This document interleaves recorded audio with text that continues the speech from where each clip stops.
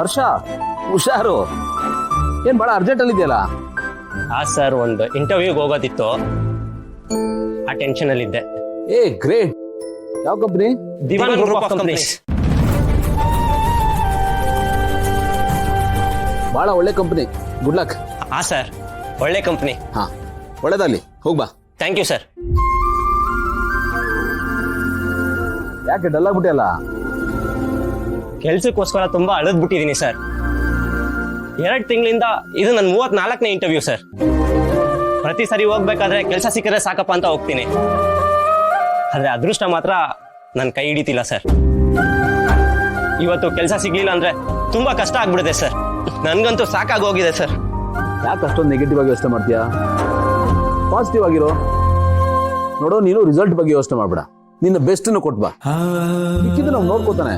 ನಾವು 33 ಸತಿ ಸೋತ್ವಿ ಅಂದ ತಕ್ಷಣ 34 ಸತಿ ಗೆಲ್ಬಾರ್ದು ಅಂತೇನಿಲ್ಲ. ಎಲ್ಲದಕ್ಕೂ ಟೈಮ್ ಬರಬೇಕು. ಟೈಮ್ ಬಂದ್ರೆ ಅದೇ ಹುಡ್ಕೊಂಡ್ ಬರುತ್ತೆ, ಒದ್ಕೊಂಡ್ ಬರುತ್ತೆ. ಬಟ್ ಅಲ್ಲಿ ತನಕ ನಾವು ಕಾಯ್ಬೇಕು, ನಮ್ಮಲ್ಲಿ ಪೇಷನ್ಸ್ ಇರ್ಬೇಕು, ನಂಬಿಕೆ ಇರ್ಬೇಕು. ಒಳ್ಳೇದಾಗುತ್ತೆ, ನೋಡ್ಬಾ. Good luck. Thank you sir.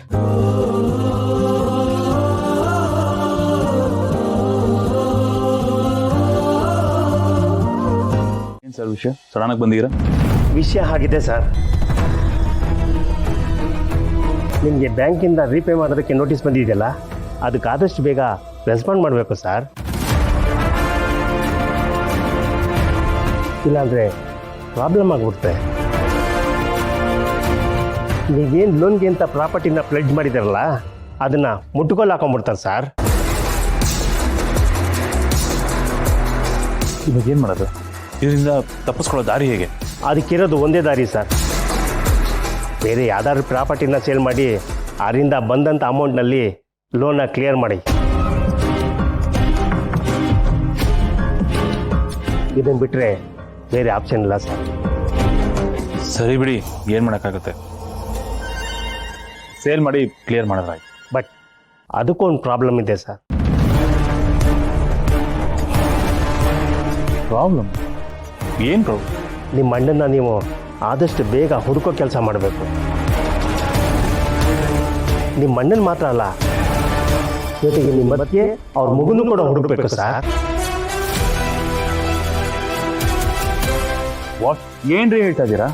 ಅವ್ರನ್ನೆಲ್ಲ ಯಾಕೆ ಹುಡುಕ್ಸ್ಬೇಕು? ಗೌತಮ್ ಅವರೇ ಅವ್ರ ಆಸ್ತಿನ ಬರ್ಕೊಟ್ಟಿರ್ಬೋದು, ಆದ್ರೆ ಅವ್ರ ಹೆಂಡತಿ ಸೈನ್ ಬೇಕಾಗುತ್ತೆ ಸರ್.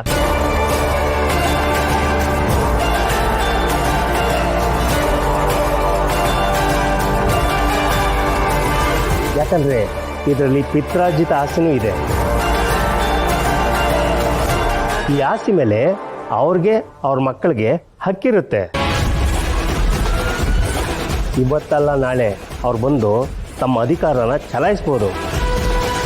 ನಿಮಗೆ ಭವಿಷ್ಯದಲ್ಲಿ ಕಷ್ಟ ಆಗುತ್ತೆ ಸರ್, ತುಂಬ ಪ್ರಾಬ್ಲಮ್ ಆಗುತ್ತೆ.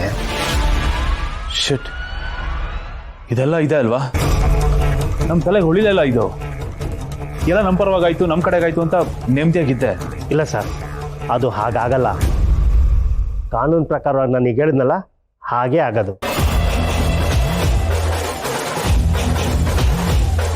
ಅವ್ರ ಮಕ್ಕಳೇನಾದ್ರು ಬಂದು ನೀವು ನಮಗೆ ವಂಚನೆ ದ್ರೋಹ ಮಾಡಿದ್ರಿ ಅಂತ ಕೇಸ್ ಹಾಕಿದ್ರೆ ಅದು ತುಂಬ ವರ್ಷ ಇಳಿಯುತ್ತೆ.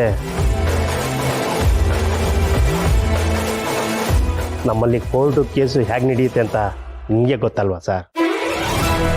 ಅದು ಇತ್ಯರ್ಥ ಆಗೋ ತನಕ ನಿಮಗೆ ಈ ಆಸ್ತಿ ಮೇಲೆ ಯಾವ ಹಕ್ಕು ಇರಲ್ಲ. ಈ ಆಸ್ತಿ ನಿಮ್ಮ ಹತ್ರ ಇರ್ಬೋದು, ಆದರೆ ಅನುಭವಿಸೋದಕ್ಕಾಗಲ್ಲ. Case ಮುಗಿಯೋಷ್ಟರಲ್ಲಿ ಹೈರಾಣಾಗೋಗ್ಬಿಟ್ಟಿರ್ತಾರೆ sir.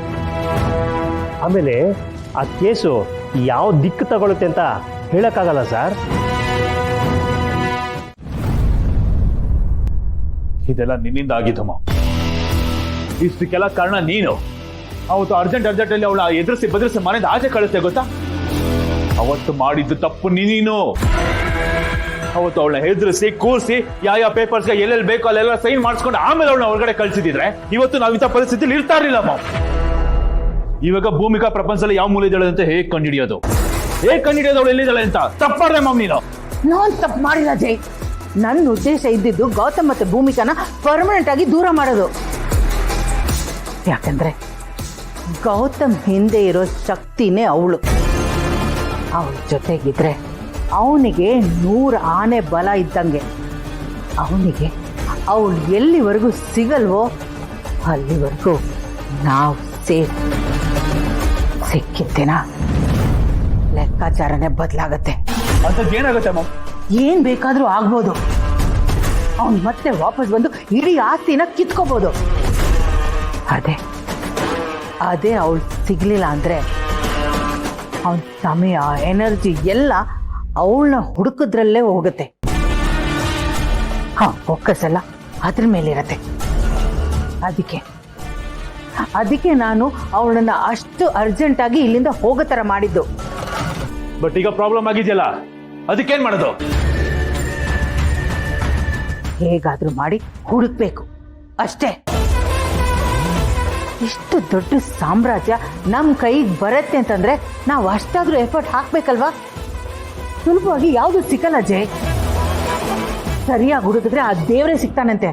ಅಂತದ್ರಲ್ಲಿ ಇವಳು ಸಿಗಲ್ವಾ? ನನಗೆ ದೇವ್ರು ಬೇಕಾಗಿಲ್ಲ ಮಾಮ್, ದೇವ್ರು ಬೇಕಾಗಿಲ್ಲ ನನಗೆ. ಆಯ್ತು ಸರಿ, ಅವನು ಸಿಕ್ಕಿದ, ಭೂಮಿಕಾನು ಸಿಕ್ಕಿದ್ಲು, ಅವ್ರ ಇಡೀ ಫ್ಯಾಮಿಲಿನೂ ಸಿಕ್ತು ಅಂತಾನೆ ಇಟ್ಕೊಳ್ಳೋಣ. ಅದು ಕಳೆದೋಗಿರೋ ಮೊದಲನೇ ಮಗು, ಅದನ್ನ ಹೇಗೆ ಹುಡುಕ್ಯ? ಅದ್ರ ಕತೆ ಏನು? ಒಂದೊಂದು ದಿನ ಆ ಮಗು ಈ ಮನೆಗೆ ಕಾಲಿಟ್ಟು ಇದೆಲ್ಲ ನಂದು ಅಂದ್ರೆ ಏನ್ ಮಾಡ್ತೀಯ ಮಾಮ್? ಆ ಮಗು ಎಲ್ಲಿದ್ಯೋ, ಹೇಗಿದ್ಯೋ, ಏನು ಮಾಡ್ತಿದ್ಯೋ